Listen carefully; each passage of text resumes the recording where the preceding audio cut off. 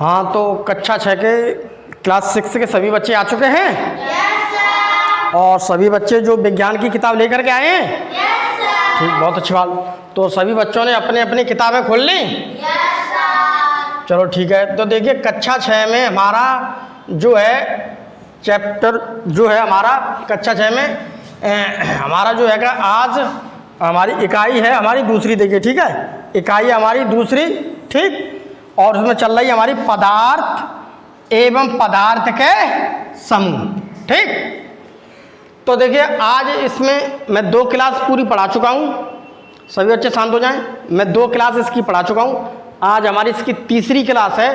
तो आज हमारी तीसरी क्लास में जितना बचा हुआ किताब का हिस्सा है वो करेंगे।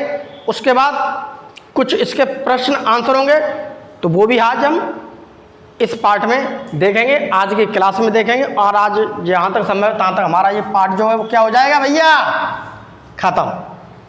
उसके बाद कल अगली इकाई चलेगी। ठीक, तो सभी बच्चे तैयार हैं? बहुत अच्छी बात। तो सभी बच्चे जो हैं अपनी अपनी किताबों को खोल लो और मैं अभी आगे आपके लिए निकालता हूँ कि आज क्या है। आज है आपका पढ़ने के लिए पदार्थों के निर्माण की मौलिक इकाई। सभी बच्चों ने खोल लिया? बहुत अच्छी बात। अब सभी बच्चे शांत हो जाएं और जो मैं बोल रहा हूँ उस बात को ध्यान से सुने और घर पर जाकर के इसे अवश्य पढ़ें। तो देखिए यहाँ पर एक शब्द चल रहा है, पदार्थों के निर्माण की मौलिक इकाई।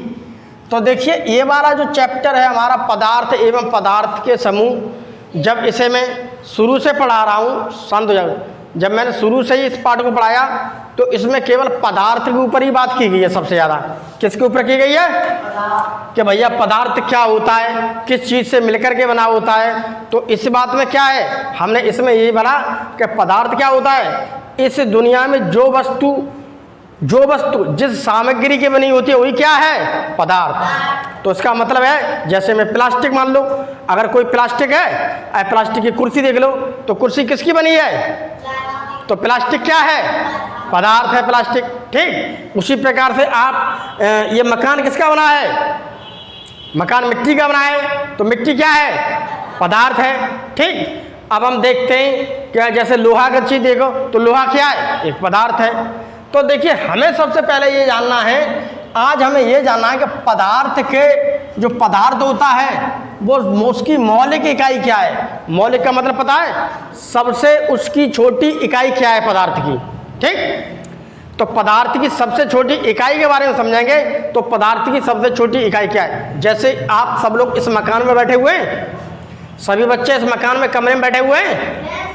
अगर इस कमरे को हम देखें और इस कमरे को तोड़ें तो मालूम है क्या होगा, इस कमरे में से क्या निकलेगी, ईंट निकलेगी। अगर हम देखते हैं तो इस कमरे की सबसे छोटी इकाई क्या है, ईंट है। ईंटों से मिलकर बना है। जब ईंट लेंगे, ईंटों को हम इकट्ठा करेंगे, इकट्ठा करने के बाद क्या करेंगे मालूम है, जुकाम सा हो गया। तो ईंट क्या है, फिर कुछ ईंटों को इकट्ठा कर लेंगे तो दीवार बन जाएगी, फिर सारी दीवारों को इकट्ठा कर लेंगे तो क्या बन जाएगा, मकान बन जाएगा, यानी कमरा बन जाएगा। ठीक, तो जिस प्रकार से जो हमारा कमरा बना है उस कमरे की सबसे छोटी इकाई, उस कमरे की सबसे छोटी इकाई क्या है, ईंट है। तो उसी प्रकार से हम देखते हैं कि पदार्थ जो है उस पदार्थ की सबसे छोटी इकाई क्या है। ठीक, इसे देखिए। अब हम देखिए, चौक अथवा कोयले का एक बड़ा टुकड़ा लीजिए, या तो आप चौक ले लो, चौक सब बच्चों ने देखा, चौक जिसे ब्लैक बोर्ड पर लिखते हैं, या तो आप चौक ले लो। ठीक, या आप क्या लेंगे, या कोई कोयला ले लो। इसमें देखो कोयला, देखो किताब में क्या लिखा है, या तो चौक ले लो अथवा कोई कोयला। हमने ले लिया, या हमने चौक ले लिया सबसे पहले। ये देखो सबको क्या दिख रहा है, ये सबको चौक दिख रहा है क्या नहीं ये। तो देखिए क्या है, हमने क्या किया, एक चौक लिया। ठीक, दूसरी बात, इसे पीट कर टुकड़ों में विभाजित कर लें। अब इसे तोड़ दो, चौक को तोड़ दो या पीस दो, ऐसे घिस दो। चौक लिया मैंने, कैसे घिसे, इधर देखो मेरी तरफ सभी बच्चे, मैंने चौक लिया, चौक लेकर के ऐसे घुस दिया या तोड़ दिया। ये तो देखो कह रहे हैं इसमें, इसे पीट कर टुकड़ों में विभाजित कर लो। ये मैंने चौक को घिस दिया, ये देखिए चौक घिस गया। तो भैया ये घिस करके क्या बन गया, क्या बन गया, ये चूरा। चूरा का मतलब क्या है, ये क्या बन गया, पाउडर बन गया। पाउडर ही तो बन जाएगा जब घिस देंगे, तो ये क्या मिट्टी तो बनेगी, पाउडर ही तो बन गया। घिस घिस के जैसे आटा देगा तुमने, आटा पहले गेहूं होते हैं, फिर चक्की में लेके जाते हैं, तो जब चक्की में लेके जाएंगे क्या होगा, वो पिस जाएगा, तो क्या बन जाएगा वो आटा। आटा क्या है, पाउडर है, चूरा है, पाउडर ही तो है। अब उस पाउडर को भी जो तुमने आटा बनाया, उस आटे को भी और घिसो, और घिसते घिसते क्या मैदा बन जाएगा, उसे और घिसते रहो, बहुत ज़्यादा घिसते रहो। उसी प्रकार से भैया हमने क्या लिया, उसी प्रकार से भैया हमने एक चौक लिया, या तो कोयला ले लो या चौक लो, हमने चौक लिया। अब चौक को हमने खूब घिस दिया, खूब घिस दिया। ये है मेरे हाथ में चौक, चौक को मैं घिसने लगा, ऐसे ईंट पर रख के या किसी पे रख के आप घिस दो। घिस दोगे तो ये पाउडर सा बन जाएगा। जैसे गेहूं को चक्की में पीस देते हैं तो आटा बन जाता है ना, इसी प्रकार से ये क्या बन गया, चूरा। अब चूरे को मैं और घिसने लगा, खूब घिसो और घिसो, घिसते रहो उसे, जितना महीने कर सके हो उतना महीने कर दूँ। घिस घिस के कितना महीने कर सकते हो तुम, इतना महीने कर दो, इतना महीने कर दो कि वो देखो क्या धूल जैसा बन गया। अब तुम्हें यहाँ पर एक हाथ दिख रहा है, हाथ। अब हाथ में क्या हमने घिसते घिसते घिसते घिसते हमने हाथ में, भैया हमारे हाथ में थोड़ी बहुत धूल सी रहेगी, तो हमने उसे ऐसे मार दिया। जैसे ऐसे मारा क्या धूल से उड़ने लगी, तो ये क्या उड़ गई भैया, धूल। अब घिसते घिसते अब मुझे पे इससे और कम नहीं घिसा जा रहा, अब इससे ज़्यादा मैं घिस नहीं पा रहा हूँ। कोशिश तो पूरी कर रहा हूँ मैं इसे घिसने की, फिर भी मैं इसे घिस नहीं पा रहा। तो यहाँ पर गौर से देखिए, ये है मेरे पास क्या, चौक। चौक कैसा, ये बड़ा है काफ़ी, आँख से देख सकते हैं। अब मैंने इसे खूब घिस दिया तो ये पाउडर बन गया। ये पाउडर खूब बड़ा है, इसे हाथ में भर सकते हैं, ठीक। अब इस पाउडर को मैं और घिसने लगा, और घिसते घिसते क्या ये देखिए ये बन गया, ठीक। ये देखिए क्या बन गया, ये धूल, धूल बन गई। अभी और समझाता हूँ भाई, देखिए इसके हर टुकड़े में उस पदार्थ के गुण विद्यमान है। अब ये जो है ना धूल का टुकड़ा, ये धूल का टुकड़ा किसका है भैया, चौक का है। किसका है ये धूल का टुकड़ा, तो भैया ये चौक का ही तो है। अब इसे धूल के कण को तुम इकट्ठा कर लो, इकट्ठा कर लोगे तो देखो ऐसा पाउडर हो जाएगा। इसमें थोड़ा पानी मिला दो तो लियो चौक बनेगा तुम्हारा दोबारा से।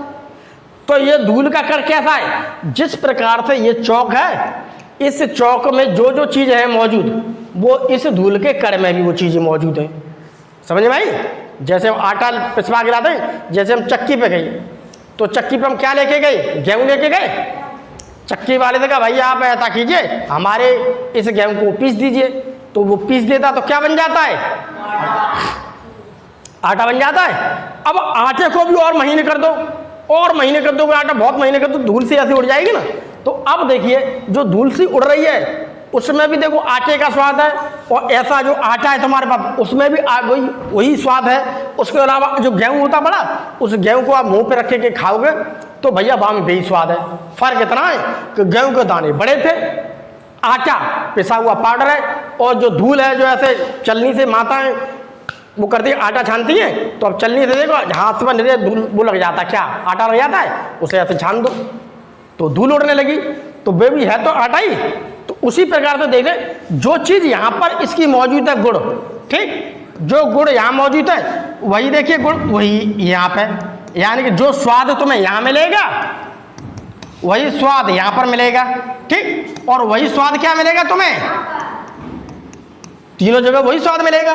सब बच्चों समझ में आ गई, बहुत बढ़िया बात। अब देखिए अब इसने इसे इतना अधिक पीसे के या पाउडर के रूप में आ जाए। ये देखो हमने पीस दिया, बहुत पीस दिया चौक को पाउडर रूप में। अब इस पाउडर को किसी महीन कपड़े से छान लें। अब इस पाउडर को खूब महीन कपड़े से छान लें, देखो धूल बन गई। हंसो मत, केवल जो किताब में लिखा है उस किताब को कंसंट्रेट करो, दिमाग को अगर दिमाग अपना है कहाँ लगाओगे, केवल से ब्लैक बोर्ड पर लगाओ दिमाग, ठीक। अब उसे कपड़े से छान लें। छानने पर बहुत महीन कण प्राप्त होंगे। हमने कपड़े से छान लेंगे तो हमें मैदा सा मिलेगा, उस आटे का मैदा मिलेगा, इसका भी बहुत मैदा। इसे और महीने कर दोगे तो ऐसे उड़ा दोगे तो धूल उड़ती रही है, तुम्हें दिख रही है, बहुत सारी धूल उड़ने लगती है। अर्थात छोटे कण भी अनेक अत्यधिक छोटे कणों से मिलकर बने हैं। हम इसी प्रकार के और अति सूक्ष्म कणों की कल्पना कर सकते हैं। अब जो तुम्हें धूल के कण दिखाई दे रहे हैं बहुत छोटे, अब भैया इससे छोटे हम पे नहीं हो पा रहे, लेकिन क्या है, इससे भी और छोटे करते जाओ जो तुम्हें आंखों से दिखाई नहीं देंगे। हम उसकी कण की बात करें जो हमें आंखों से नहीं दिखाई देगा। ठीक, इस क्रियाकलाप से स्पष्ट है कि पदार्थ स्वयं सूक्ष्म कणों से मिलकर बने होते हैं, जिन्हें हम अणु या परमाणु कहते हैं। अब देखिए, अब इसमें देखो क्या कहा गया यहाँ पर, यहाँ कह रहा है कि पदार्थ जो है, अब इसे तो देखो मैं कहूँगा क्या, ये तो है पदार्थ, ठीक, और ये है कुछ अणु मिले हैं, ये है अणु, और ये क्या है, परमाणु। परमाणु होता है भैया बहुत छोटा, सबसे छोटा कौन है, परमाणु। परमाणु से बड़ा क्या है, अणु। अणु से बड़ा क्या है, पदार्थ। यहां पर सबसे बड़ा तुम्हें क्या दिख रहा है, पदार्थ। इसे देखो हटा के फिर दोबारा से दिखाता हूं, देखो ये देखिए, अब यहां पर सबसे बड़ा क्या है, चौक है। चौक से छोटा क्या है, पाउडर है या चूरा, और इससे भी छोटा क्या है, धूल के कण।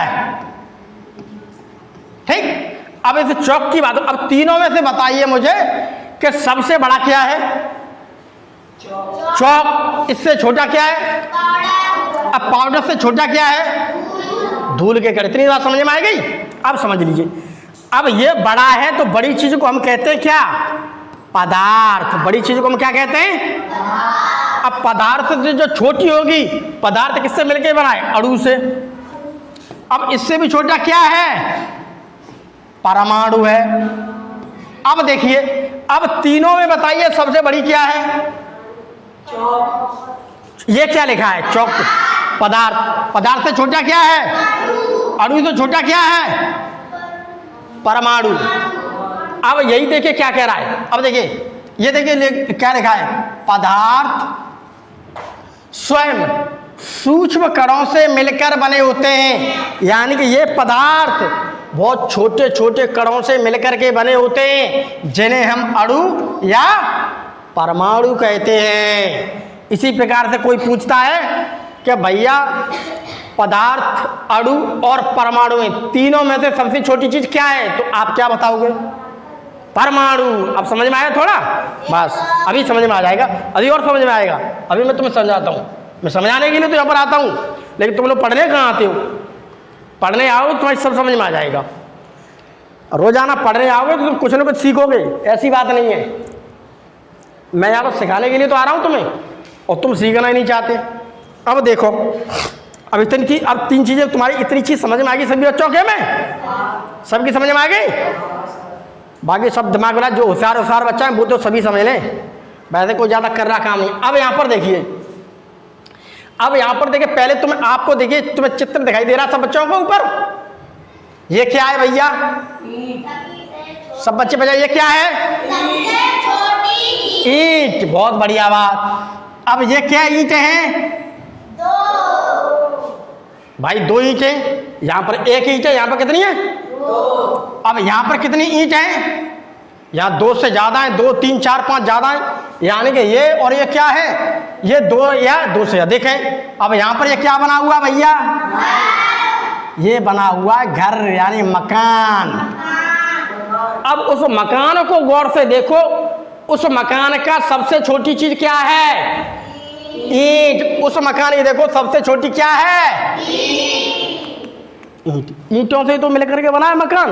जिस प्रकार से वो धूल के कण से मिल के क्या बनाता, चौक, उसी प्रकार से बहुत सारी ईंटें जब मकान में मिलती हैं तो क्या बनता है, मकान। जब बहुत सारी ईंटें थोड़ी मिला दी ग्रुप में तो क्या हमारी एक दीवार बन गई। अब सब दीवारों को मिला दो तो क्या बन गया भैया, इतनी बात को अपने दिमाग के अंदर डाल लो। कि मकान की सबसे छोटी इकाई क्या है? ईंट। पदार्थ की सबसे छोटी इकाई क्या है? परमाणु या अणु। परमाणु है, वैसे परमाणु से बड़ा होता है अणु। ठीक, सबसे छोटा क्या है? परमाणु। परमाणु से बड़ा क्या है? अणु। अणु से बड़ा क्या है? पदार्थ। अब उसी प्रकार से जो मैंने तुम्हें चौक बताया था या तुम्हें कोयला बताया, इस किताब में कोयला लिखा है। अब कोयले को, आप कोयले का इतना बड़ा बोले क्या आएगा? क्या? एक ढेल टाइप का, तो वो क्या है? पदार्थ है। अब उसको चूरा बना दो कोयले को, तो वो क्या बन गया? अणु, यानी पाउडर बन गया। अब उस पाउडर को आप क्या करोगे? अब और घिस घिस ऐसे उड़ा दो भैया लोग, तो वो क्या बन गया? धूल के कण। तो भाई धूल के कण क्या है? परमाणु है। इसी प्रकार से देखिए, बात समझिए। अब यहां पर इतना दिमाग में तुम्हारे कंसेप्ट इतना तो आ गया होगा तुम्हारे दिमाग में कि पदार्थ जो होता है वो परमाणुओं से मिलकर के बनता है। इतनी बात समझ में आ गई? जब बहुत सारे परमाणु मिलेंगे तो अणु बनेंगे। अब बे सारे अणु मिल जाएंगे तो हमारा पदार्थ बन जाएगा। ठीक, अब देखिए यहां पर पहले परमाणु के बारे में समझते हैं। ये देखो शांत हो जाओ सभी बच्चे, शांत हो जाओ। अभी देखो सबकी समझ में आएगा। केवल जरूरत क्या है? जरूरत है तुम्हें अपने घर जाकर के किताब पढ़ने की। जो मैं पढ़ा रहा हूं उसे अपने घर जाकर 2 बार 3 बार स्वयं पढ़ो। स्वयं पढ़ने से तुम्हारी हिंदी भी अच्छी हो जाएगी और तुम्हारी समझ में भी आएगा। देखिए ये देखो क्या लिखा है, पहले सभी शांत हो जाओ। किसी पदार्थ का वह सूक्ष्मतम कण जो स्वतंत्र अवस्था में नहीं रह सकता है परंतु रासायनिक अभिक्रिया में भाग लेता है, परमाणु कहलाता है। देखिए, अब देखिए परमाणु के बारे में मैं तुम्हें और समझा देता हूं। ये है मेरे पास एक धूल का कण जो बहुत छोटे छोटे थे और इससे ज़्यादा छोटा नहीं कर सकता। जैसे कोई कागज़ होता है, एक कागज़ दे दो मुझे, कोई ख़राब सा कोई बच्चा अगर हो तो दे दो, मैं तुम्हें कागज़ की एक्टिविटी सिखा दूँ। कागज़ है कोई ख़राब सा दे दो मुझे। अब ये है मेरे पास वो धूल का कण जिसे मैं और छोटा नहीं कर सकता। ठीक, घिसते घिसते बहुत धूल का कण है। ये वो हैं जो धूल के 2 कण मिला दिए मैंने, तो ये है धूल का कण। ये कण मिलाकर के मैंने क्या बना दिए? अणु। अब ये बहुत सारे हैं तो ये मिलकर के क्या बनाएंगे? पदार्थ। बहुत अच्छे बच्चे हो। तो पदार्थ क्या है? खराब सा दे दो मैं, जल्दी लाओ जल्दी लाओ। अब ये कागज सबको दिख रहा है? अब तुमसे कोई ये कहेगा कि इस कागज को तुम फाड़ दो, तो इसे कितना छोटा कर दो। लो मैंने कागज फाड़ दिया, ये लो फाड़ दिया, ये लो मैंने फाड़ दिया, ये लो फाड़ दिया, इतना फाड़ दिया। अब इसे फाड़ते फाड़ते तुम कितना फाड़ सकते हो? कितने छोटे छोटे टुकड़े कर दो। फाड़ते फाड़ते देखो, ये देखो बिल्कुल नेक्स्ट टुकड़ा दिख रहा है, इसे भी फाड़ दो। तो बिल्कुल फाड़ते फाड़ते बिल्कुल छोटा टुकड़ा हो जाएगा ना, बिल्कुल छोटा टुकड़ा इसका। तो वही क्या है? वही क्या है? वही पदार्थ है, वो परमाणु है, सबसे छोटा परमाणु। तो यही तो कहा गया है, परमाणु क्या होता है? सबसे छोटा होता है। ये देखो सबसे छोटा है। उससे बड़ा क्या है? अणु है। अणु से बड़ा क्या है? पदार्थ। तो पदार्थ देखो काफी बड़ा है। ठीक, तो ये क्या है? सबसे छोटा, सबसे छोटा है। और ये क्या है? सबसे बड़ा है। सबसे बड़ा क्या है भैया? पदार्थ। इतना समझ में आया? अब देखिए, अब इसमें देखिए एक बात कही गई है। अब इस पर इसकी बात कर रहा हूं मैं। किसी पदार्थ का वह सूक्ष्मतम कण, ये सबसे छोटा है। सूक्ष्मतम का मतलब बहुत छोटा, जिसे हम अपनी आंख से नहीं देख सकते। तो जिसे हम अपनी आंख से नहीं देख सकते उसे देखने के लिए हमें सूक्ष्मदर्शी एक यंत्र की जरूरत पड़ती है। ठीक, तो इतना छोटा होता है, हम इसे अपनी आंख से नहीं देख सकते। समझ में आई बात? तो देखिए क्या कह रहा है, किसी पदार्थ का वह सूक्ष्मतम कण, लाइट चलेगी, ऐसे बैठे रहो समझाओ। सूक्ष्मतम कण जो स्वतंत्र अवस्था में नहीं रह सकता है परंतु रासायनिक अभिक्रिया में भाग लेता है, परमाणु कहलाता है। देखिए ये है वो सूक्ष्मतम कण। अब उस सूक्ष्मतम कण की बात करते हैं। ए शांत हो जाओ। तो देखिए ये है मेरे पास परमाणु। अब परमाणु में 3 कण मिलते हैं। एक तो प्रोटॉन मिलेगा, एक न्यूट्रॉन मिलेगा, एक इलेक्ट्रॉन मिलेगा। ये तीन चीज फिर भी मिल जाती है उसके अंदर, बहुत छोटा, इससे छोटा हो नहीं सकता, फिर भी ये तीन चीज मिल जाती हैं। ये देखिए, एक देखिए इधर घूम रहा है, ठीक, बाकी दो देखिए इसमें बैठे हुए हैं। जो इधर घूम रहा है इसे हम क्या कहते हैं? इलेक्ट्रॉन, ठीक। इसके अंदर कौन बैठे हैं? प्रोटॉन बैठा है और न्यूट्रॉन। इतनी बात को याद रखो कि प्रोटॉन और न्यूट्रॉन कहाँ रहते हैं? केंद्र में, यानी कि नाभिक में, ठीक। अब देखो, इतनी बात मैंने बता दी।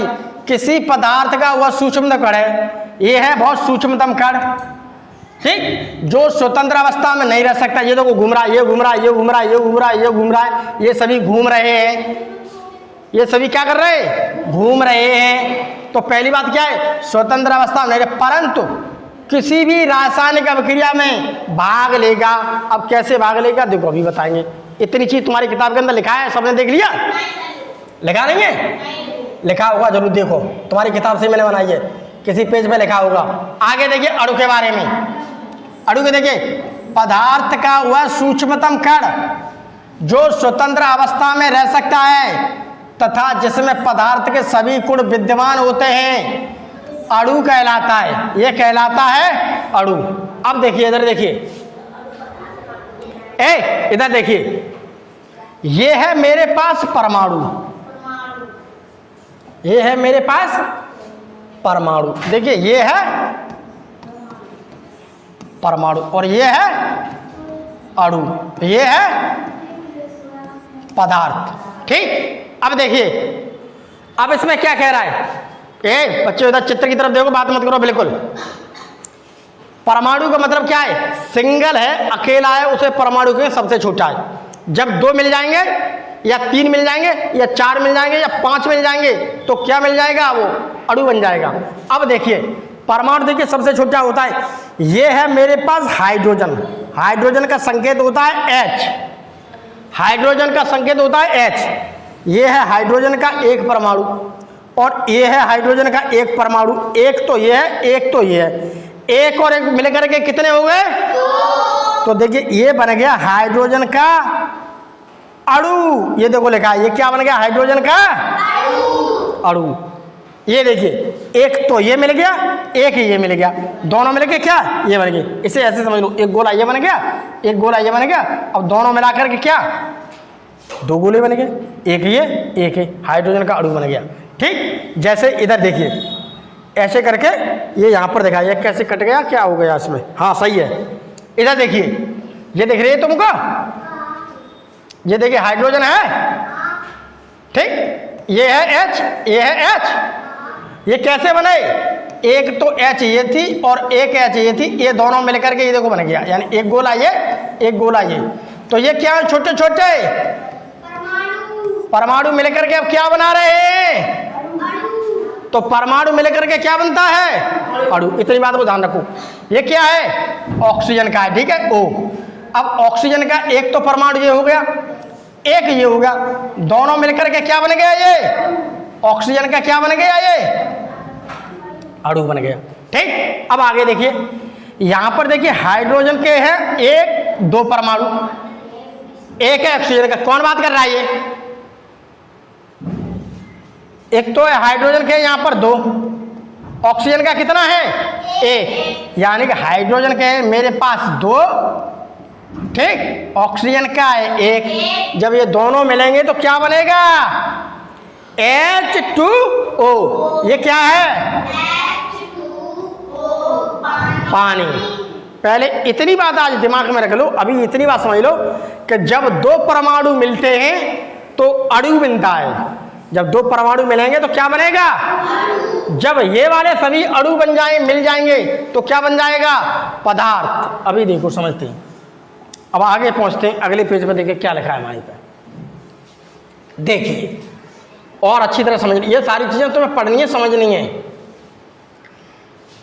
अणु तथा परमाणु को नग्न आंखों से नहीं देख सकते हैं। अब देखिए यहां पर कोई कोई अणु ऐसा होता है कि इतना छोटा है हम आंख से नहीं देख सकते हैं। परमाणु को तो हम देख ही नहीं सकते, उसके अलावा अणु भी बहुत ऐसे होते हैं जिन्हें हम अपनी आंखों से नहीं देख सकते हैं, ठीक। लेकिन क्या है, वो अणु परमाणुओं से मिलकर के बना हुआ। देखिए, परमाणु आपस में संयुक्त होकर अणु का निर्माण करते हैं। मैंने अभी बताया तुम्हें, एक तो देखिए परमाणु ये हो गया, ये देखो परमाणु लिखा है, एक परमाणु हाइड्रोजन का ये हो गया, दोनों मिलकर के इन्होंने क्या बना दिया, हाइड्रोजन का अणु। 2H हो गई कि नहीं, एक तो ये हो गई और एक भैया ये हो गई, तो ये क्या बन गया भैया, हाइड्रोजन का अणु। तो इतनी बात तो तुम्हारी समझ में आएगी, जब परमाणु आपस में मिलते हैं तो क्या बनता है, अणु बनता है। समझ में आएगी बात, इसे उतार लेना बाद में।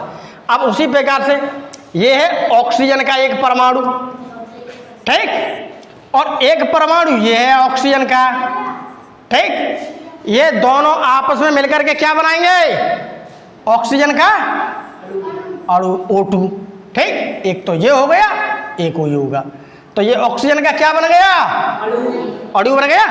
अभी हमने पदार्थ नहीं बनाया है, अभी अणु बनना है केवल, ठीक।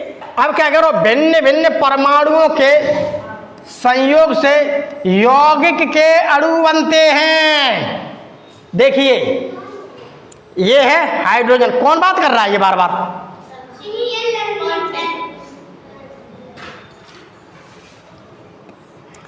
एक ये है, 2 एडक, पेन पेंसिल किसी से मांगेगा नहीं, बिल्कुल शांत बैठा रहा करो। एक तो आता जाता कुछ नहीं है, ऊपर से उदम और चल रहा है यहाँ पर बहुत। ये है हाइड्रोजन के क्या ले लिया मैंने, 2 परमाणु, ठीक। एक ये हो गया, एक होगा, एक ले लिया मैंने किसका, ऑक्सीजन का, तो कितने, 3 हो गए। ये तो है हाइड्रोजन का, ठीक, और ये ऑक्सीजन का, तो दोनों अलग अलग हो गए, ये अलग गए, ये अलग गए, 2 अलग अलग हो गए। अब ये दोनों आपस में मिलेंगे तो क्या बनाएगा, ये H2O। ये क्या बन गया, ये बन गया पानी का एक अणु। पानी का क्या बन गया, ये एक अणु बना है। जब बहुत सारे अणु मिल जाएंगे तब कहेंगे उसे पानी क्या बन गया, फिर पदार्थ। पानी पढ़ा था मैंने, तब मैंने पढ़ा था पानी। पानी किस में क्या है, पदार्थ में आता है कि नहीं। अभी एक सेकंड देखते हैं, तो पानी किस में आता है, पदार्थ में, ठीक है। अभी रो, शांत रहो थोड़ी देर, अभी खत्म हो जाता है। अब हम देखते हैं, अतः हम कह सकते हैं कि परमाणु किसी पदार्थ के निर्माण की मौलिक इकाई है। अब देखिए क्या कह रहा है, परमाणु किसी पदार्थ के निर्माण की मौलिक इकाई। इस बात को देखो सिद्ध कर लिया। अगर हम बात करते हैं पदार्थ की, तो पदार्थ की सबसे छोटी इकाई क्या है, पदार्थ की सबसे छोटी इकाई क्या है, परमाणु। पदार्थ की सबसे छोटी इकाई क्या है, परमाणु। वही चीज हमने देखो, अभी मैंने इससे पहले मैंने तुम्हें बता चुका हूं। देखिए कहाँ लिखा है, ये देखिए लिखा है, ये देखिए लिखा है, देखो पिछली स्लाइड पर देखो, मैं अभी पहुंचता हूं पिछली स्लाइड पर। ये देखो पिछली स्लाइड है, ये क्या लिखा है, पदार्थों के निर्माण की मौलिक इकाई क्या है, परमाणु। मैंने ऐसे समझा दिया तुम्हें, ठीक। तो उसके निर्माण की इकाई क्या है, परमाणु है, ठीक। तो वही देखो क्या लिखा है, वही देखो हमारी इसमें पीपीटी में लिखा है, ठीक। ये देखिए, अतः हम कह सकते हैं कि परमाणु, अतः हम कह सकते हैं कि परमाणु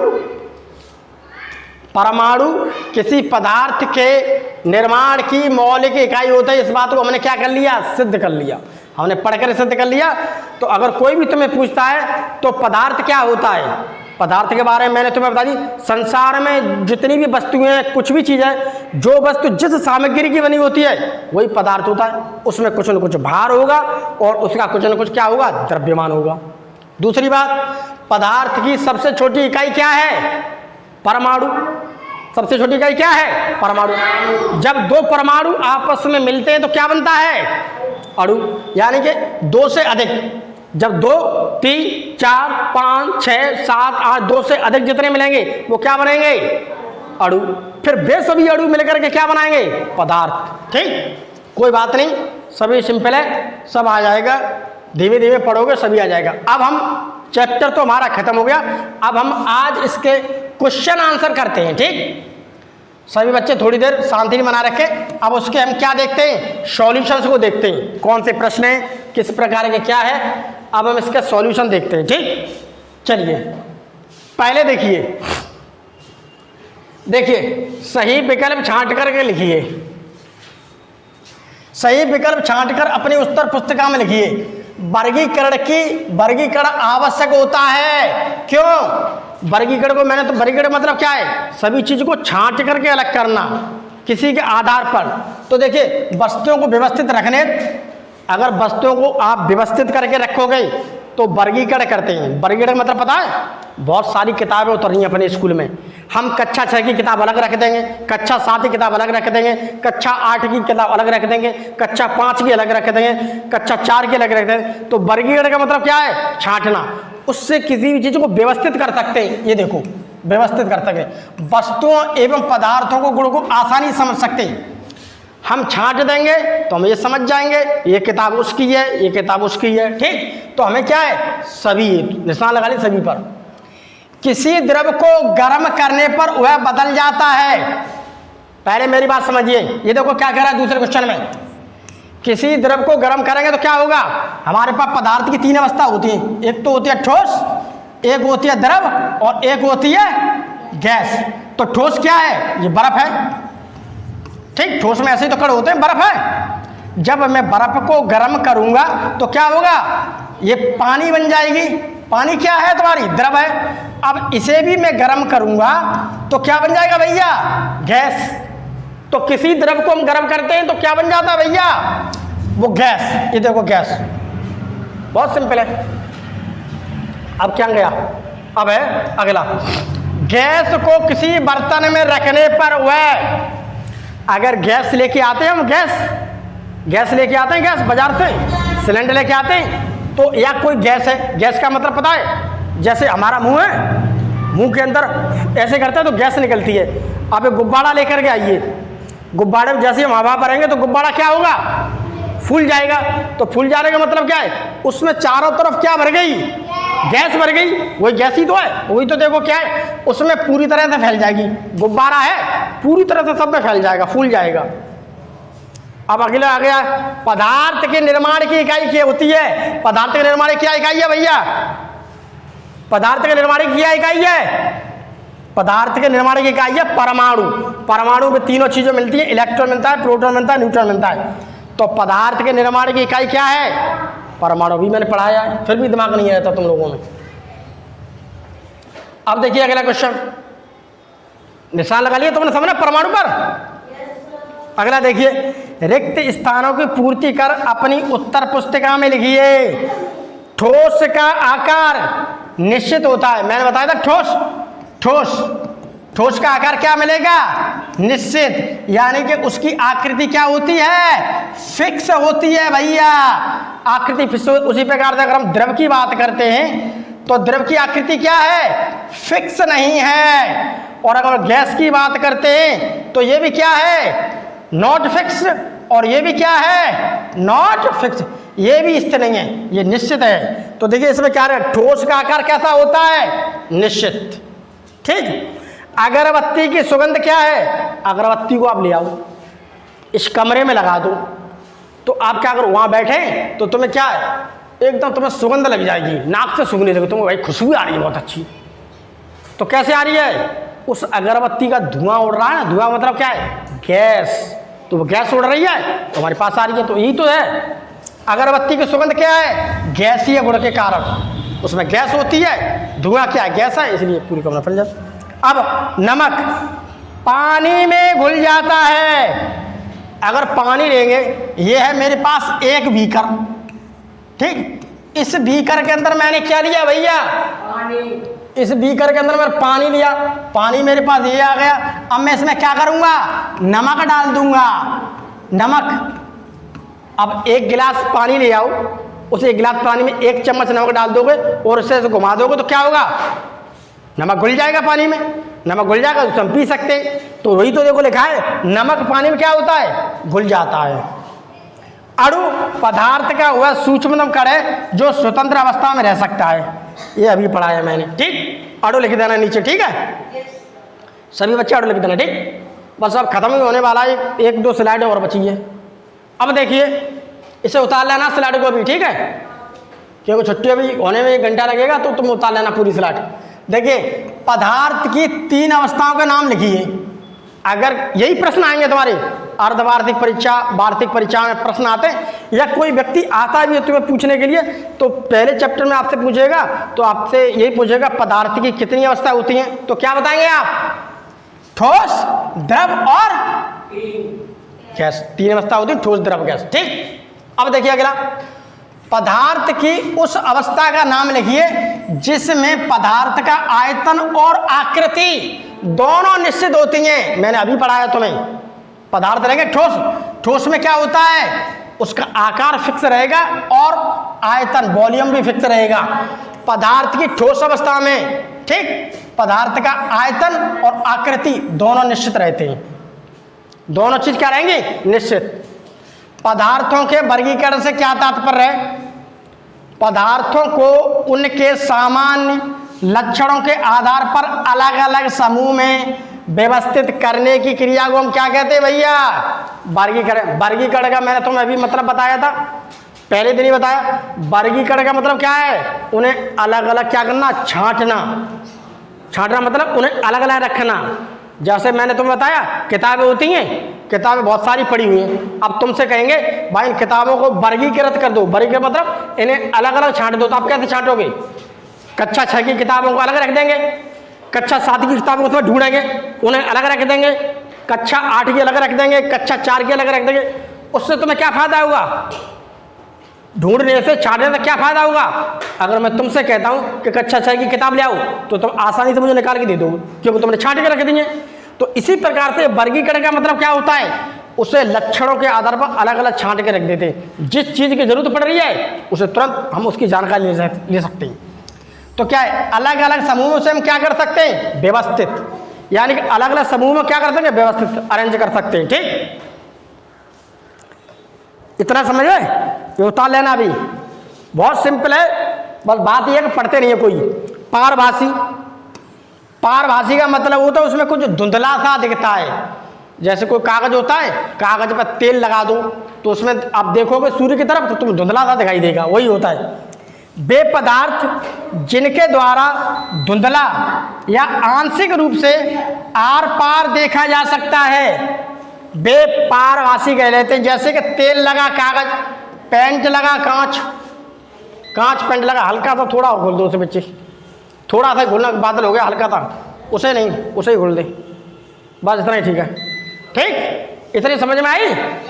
पारभासी के बारे में देखो, लिख लेना। ठीक है, और देखते हैं कितने प्रश्न बचे। अब 1-2 प्रश्न और बचा है, इसे भी देख लो, अभी छुट्टी हो रही है तुम्हारी। कारण बताइए, द्रव पदार्थों की आकृति निश्चित नहीं होती है। भैया द्रव होता है, वो बोतल में डाल दो, पाइप में डाल दो, किसी में डाल दो, किसी में डाल दो, वो आकृति, उसकी आकार निश्चित नहीं है। लेकिन हमारा मोबाइल है, कुर्सी है, कुर्सी को कहीं पर भी डाल दो तो कुर्सी ऐसी ही बनी रहेगी, लेकिन पानी को आप ऐसे पलट दो, ऐसे पलट सकते।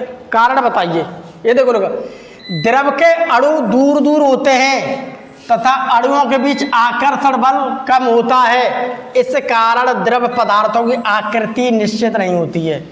ठोस की बात करते हैं, देखो ठोस में ऐसा होगा, हर चीज ठोस है, और द्रव में कैसे होता है? ऐसे होंगे, ऐसे होंगे, ऐसे होंगे, ऐसे होंगे। दूर है तो आसानी से आ जाएगा। अब देखिए, जल से भरा गिलास, ये क्या है? जल से भरा गिलास खाली गिलास की अपेक्षा भारी होता है। भाई जल है तो जल तो वैसे ही भारी होगा। अब इसमें देखिए, जल से भरा गिलास व खाली गिलास दोनों का आयतन समान होता है। जल के अणु निकट होने के कारण जल से भरे गिलास में गिलास के साथ जल का भारी भी होता है। अब में खाली गिलास है, एक तो देखिए मेरे पास क्या है, ये खाली गिलास, दूसरा क्या है? गिलास, उसके अंदर मैंने क्या ले लिया भैया? जल, पानी ले लिया।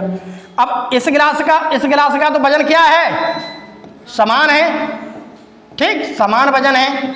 अब इसके अंदर तुमने पानी भर दिया है तो उस पानी का भी तो वजन होगा, तो पानी का भी क्या होता है, वजन। जबकि खाली गिलास में केवल खाली गिलास का वजन होता है, क्योंकि खाली गिलास में उपस्थित वायु के अणु दूर दूर होते हैं। ये गिलास जो है ना, इसमें क्या भरा हुआ है, इसमें हवा भरी हुई है। हवा मतलब है बिल्कुल, तुम्हें ये दिख रहा है कमरा, तुमसे कहेगा कोई कमरा ये खाली है कि भरा है, कमरा भरा है, क्योंकि कमरे के अंदर क्या है, हवा भरी हुई है। ठीक, इसी प्रकार से देखो, तो हवा भरी हो तो हवा का भार क्या होता है भैया, नगण्य, बहुत कम होता है। जल से भरा गिलास खाली गिलास की अपेक्षा क्या है, अधिक भारी होगा। ठीक, ये देखो कंसेप्ट क्या है, देखिए समझिए, तुमसे अभी कोई पूछने लगेगा। अब मेरे पास देखिए गिलास है, ये गिलास है, इस गिलास में मैंने यहाँ पर पानी भर दिया, संभाल के देखे ना। अब इसे आके कोई आदमी ये पूछता है कि बताइए आपका गिलास कितना भरा है, तो एक ने तो ये कह दिया भैया गिलास कितना भरा है, आधा। एक ने तो कह दिया क्या है, गिलास आधा भरा है। ठीक, ये तुम्हारा गिलास भरा हुआ है। एक ने तो कह दिया क्या है, आधा भरा है, और एक ने क्या कह दिया, भैया ये आधा खाली है। देखो दोनों की बात है। इसने तो क्या कह दिया, भैया गिलास तुम्हारा आधा भरा है। एक ने कह दिया नहीं भैया गिलास तुम्हारा आधा खाली है। आधा खाली है मतलब इधर खाली है। बात दोनों की अपनी जगह सही है। तीसरे व्यक्ति से पूछा भैया तुम बताओ गिलास आधा भरा है कि आधा खाली है। तीसरे ने कहा कि गिलास तो पूरा ही भरा है। आधे में क्या भरा हुआ है, पानी, और आधे में क्या भरी हुई है, हवा, यानी कि गैस। तो इसे कहते हैं क्या, वैज्ञानिक दृष्टिकोण। वो अपने दिमाग से अगर सोचोगे, अगर विज्ञान का दिमाग लगाओगे तो गिलास पूरा भरा है, बाकी और बिना विज्ञान का दिमाग लगाओगे तो गिलास क्या है, आधा खाली बताएंगे या आधा भरा बताएंगे, यही तो बताएंगे ऐसे। तो विज्ञान क्या कहती है, सीमा को सोच के चलो, गिलास हमारा पूरा भरा हुआ है। उसी प्रकार से कमरे को देखोगे तो कमरा क्या है, कमरा भाई भरा हुआ है। कमरा किससे भरा है, ठोस से भरा है, द्रव से, गैस, तीनों चीज से भरा है। ठोस तो हम लोग हैं, द्रव को देखो बोतल में पानी भरा है खूब, उसके अलावा क्या है, गैस या मौजूद है, तीनों चीजें। तो यही कंसेप्ट लगाना पड़ता है इसमें। ठीक, थोड़ा विज्ञान नए नए बच्चों कक्षा 6 में थोड़ा थोड़ा सीखिए, थोड़ा थोड़ा सीखिए, क्यों सीखोगे तभी कुछ सीख पाओगे, कुछ नहीं कर पाओगे वैसे बिना पढ़ाई। अब देखिए एक प्रयोग बताएं जिससे स्पष्ट होता है कि पदार्थ स्थान घूरता है। अब कोई एक्सपेरिमेंट करो जिससे ये पता हो कि पदार्थ क्या होता है, ये स्थान घेरता, जगह घेरता। देखिए एक गुब्बारा ले, उसमें फूंक द्वारा हवा भरे। एक गुब्बारा लिया हमने, एक गुब्बारा है, ठीक है, ये पचका हुआ। अब इसके अंदर क्या कर दिया हमने, हवा भर दी। इसके अंदर हमने क्या भर दी, हवा। हम देखते हैं कि गुब्बारा फूल जाता है और फूला हुआ गुब्बारा अब स्थान घेरने लगा है।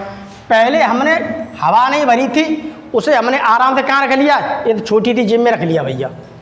अब गुब्बारे के अंदर तो हमने हवा भर दी, अब वो जेब में रखा जाएगा, नहीं रख पाएगा।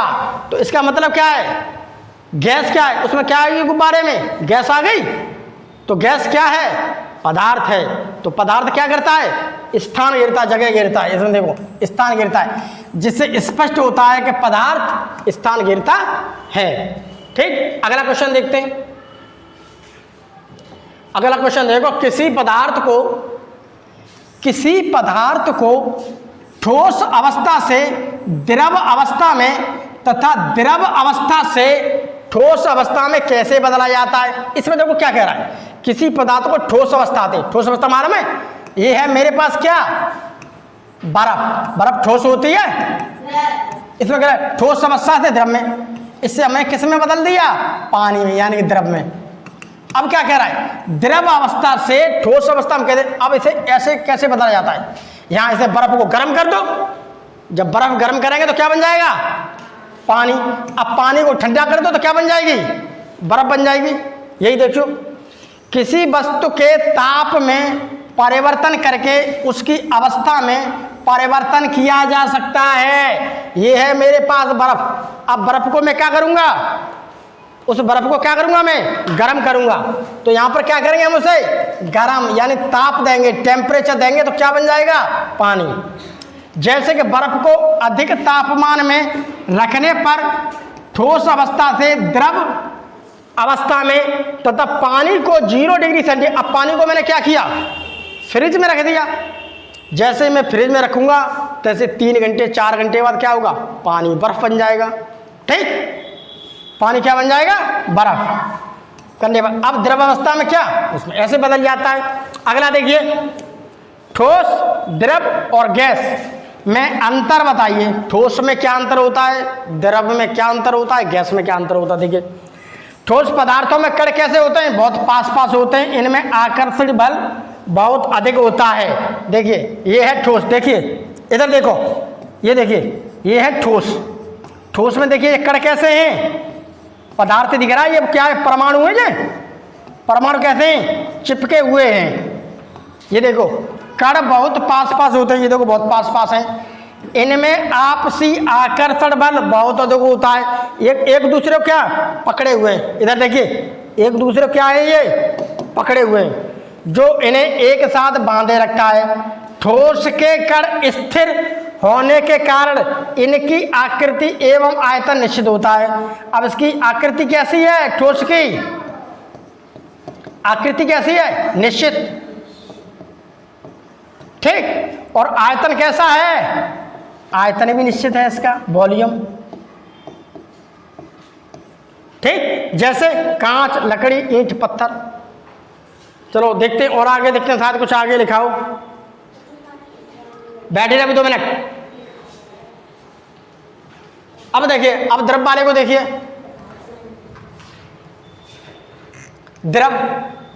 द्रव के कण एक दूसरे से दूर दूर होते हैं और आपसी आकर्षण बल ठोस की तुलना में कम होता है। अब द्रव को देखो, द्रव ऐसे बना दिया, ऐसे बना दिया, ऐसे बना दिया, ऐसे बना दिया, ऐसे बना दिया, ऐसे बना, थोड़े दूर दूर कर दिए।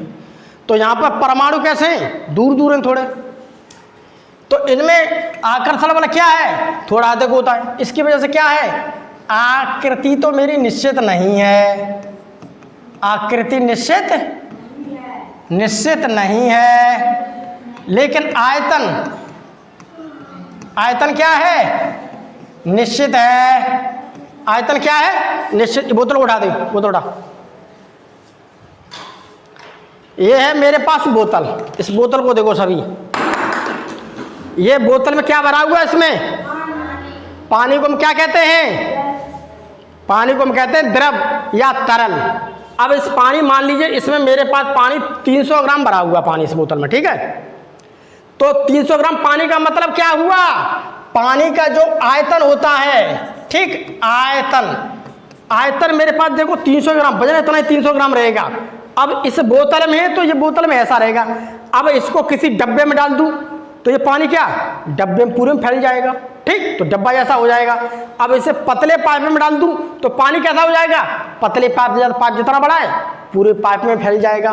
तो इसका मतलब क्या है, पानी इस शेप में तो रहा नहीं, ये पहले ऐसे बना हुआ इस बोतल में, वहाँ गोल में बर्तन डालते तो गोल हो जाएगा, चौकोर में डाल चौकोर हो जाएगा, 3 कोण वाले में 3 कोण जैसा हो जाएगा।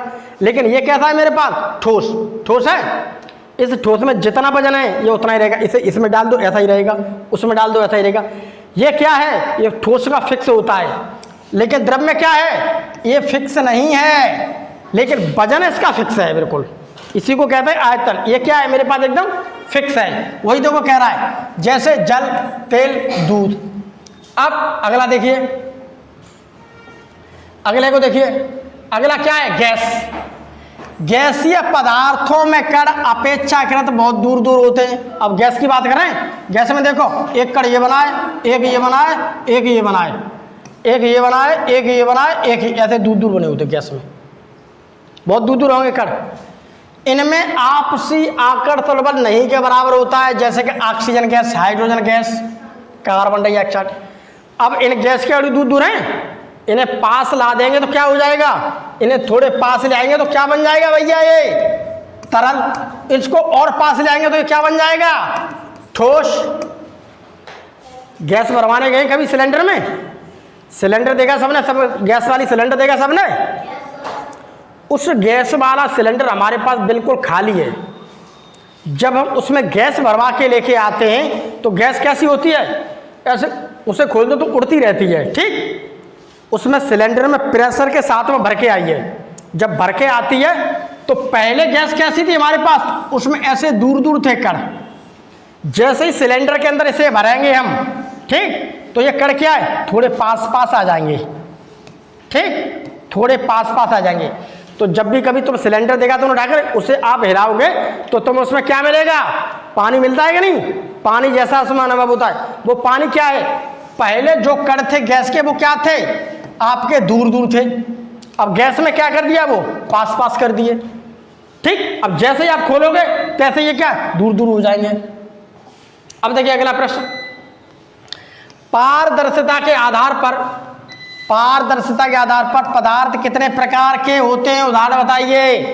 पारदर्शिता के आधार पर पदार्थ को क्या है, पारदर्शी कहते हैं, अपारदर्शी, पारभासी, ये 3 प्रकार के होते हैं, ठीक, कोई दिक्कत नहीं।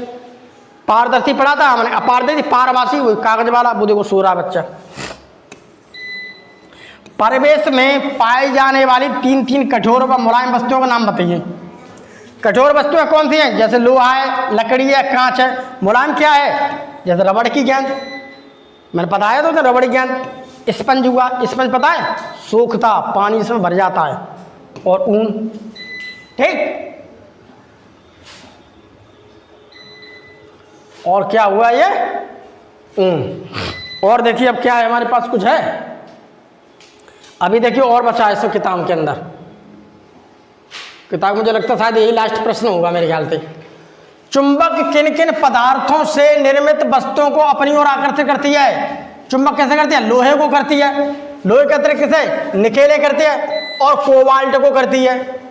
तो चुंबक किसे करती है, वो लोहे को अपनी तरफ चिपक जाएगी लोहे से, और वो निकेल से चिपक जाएगी, और किसे चिपक जाएगी, कोबाल्ट, ठीक।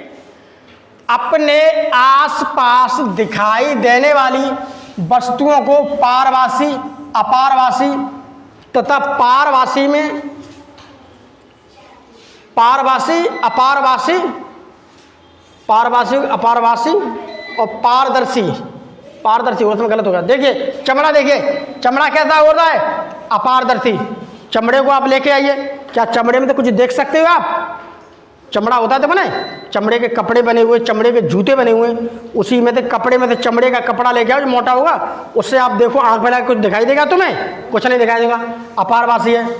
मोटा कपड़ा ले आओ, मोटा कपड़ा होगा तो उसमें कुछ देखो तो तुम्हें धुंधला धुंधला थोड़ा थोड़ा प्रकाश सा दिखाई देगा, यानी इससे हम कुछ देख सकते हैं, पारभासी है, धुंधला दिखाई देगा।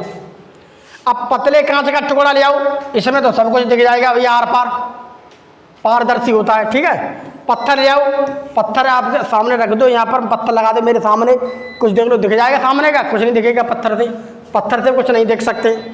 ट्रेसिंग पेपर, ट्रेसिंग पेपर कैसा होता है, ट्रेसिंग पेपर मानो कौन सा होता है, ट्रेसिंग पेपर बहुत पतला होता है, एक जगह तेल लगा कागज समझ लो, तो कैसा है, पारभासी, धुंधला दिखाई देगा हमें, ठीक। इसके अलावा अभी और प्रश्न, अरे बड़ा प्रश्न है इस पाठ में, तो बहुत बड़ा पाठ बना दिया ये साहब, पाठ तो 3। अब पदार्थों का वर्गीकरण क्यों आवश्यक है, इस संबंध में अपने विचार लेके प्रश्न का आंसर भी बहुत बना दिए। किसी वस्तु की पहचान इसके आकार, बनावट, रंग, उपयोग आदि के आधार पर की जाती है। जब हम वस्तुओं को उनके विशेष गुणों, उपयोग आदि के आधार पर अलग अलग समूहों में रखते हैं, तब उनकी पहचान आसानी से की जा सकती है। मैंने बताया वर्गीकरण क्यों आवश्यक है, किसी को किसी चीज़ को क्या है, छांट करके अलग रखना, अलग रखेंगे तो हमें सुविधा मिलेगी किसी भी चीज़ को निकालने में, देखने में, समझने में, तो इसलिए क्या है, हमें आवश्यक होता है। अब वर्गीकरण का प्रकार क्या है, वर्गीकरण कितने प्रकार के होते हैं, 2 प्रकार के। देखिए वर्गीकरण कितने प्रकार का होता है, 2। पदार्थ की बाह्य संरचना के आधार पर वर्गीकरण क्या कहलाता है, भौतिक वर्गीकरण। ये मैंने पहले दिन ही पढ़ाया था तुम्हें। ये क्या है आपका, फिजिकल प्रॉपर्टीज के आधार पर, ठीक, फिजिकल प्रॉपर्टीज के आधार पर भौतिक वर्गीकरण। जब उसके अंदर की संरचना देखते हैं कि भैया वो पदार्थ मेरा किससे बना है, किसी तत्व से बना है, किसी यौगिक से बना है, या कौन कौन से उसके अंदर मिक्सर हैं, तो उसे हम क्या कहते हैं, उसे हम कहते हैं क्या, रासायनिक वर्गीकरण, रासायनिक वर्गीकरण, ठीक। अब बस हो गया तुम्हारा चैप्टर खत्म। तो ये चैप्टर के कुछ क्वेश्चन हैं, प्रश्न सभी की कॉपियां में लिखे होने चाहिए, मैं देखूंगा, ठीक। और आप जो है अभी लिखना चाहो तो अभी लिख लो, 1 बजा है, अभी छुट्टी होने में थोड़ा टाइम है, हाँ सर, हम नहीं है। अभी लिखोगे तो इसे लिख लो, क्योंकि लाइट तो चली गई है, ठीक। हाँ, ठीक बोलो। बाकी कल मिलते हैं, ठीक सभी बच्चे।